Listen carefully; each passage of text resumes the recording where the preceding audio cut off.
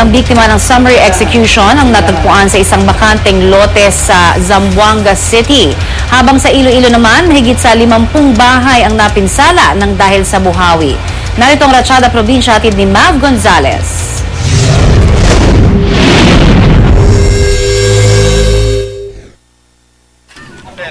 Dahil sa masangsang na amoy, napilitan ng mga residente ng Zone 7 Barangay Kawit sa Zamboanga City na hukayin ang bahaging ito ng isang bakanting lote. Matapos mahukay, tumambad ang dalawang sunog na bangkay na nakagapos pa. Agad nila itong iniulat sa mga otoridad. Tinawagan ng mga pulis si Joscoro Hirasol na nauna nag-report sa kanila na nawawala ang kanyang anak na lalaki na si Ricky.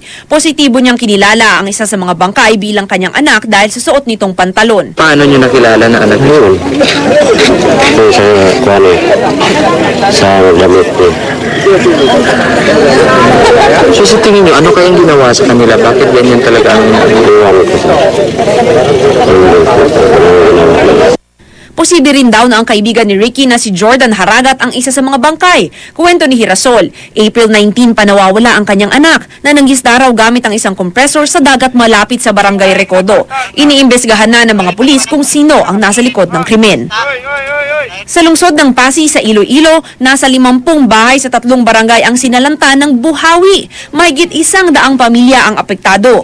Kuwento ng ilang residente, laking pasasalamat pa raw nila noong una dahil umulan ng malakas. Ilang araw na kasing matindi ang init sa kanilang lugar. Pero ang hindi nila inaasahan, ang malakas na buhawing sumira sa kanilang mga tahanan. Pinag-aaralan na ang pagdedeklara ng state of calamity sa naturang lugar. Agad namang nagpaabot ng tulong ang GMA Kapuso Foundation sa mga nabiktima ng buhawi.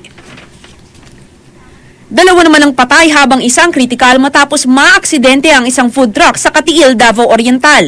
Sa ulat na natanggap ng Municipal Disaster Risk Reduction and Management Office, pumalya raw ang brake ng truck, dahilan para dumausdos ito sa bangin. Patay ang helper ng truck at isang field worker ng DSWD. Masela naman ang kondisyon ng driver ng truck. Para sa unang balita, Mav Gonzalez reporting.